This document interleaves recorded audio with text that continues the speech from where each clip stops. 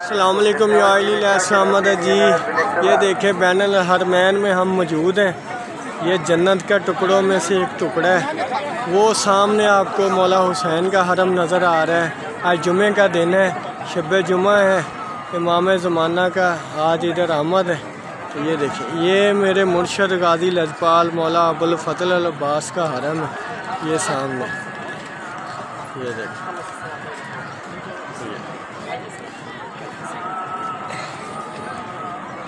ये सरकार हुसैन बादशाह का जी।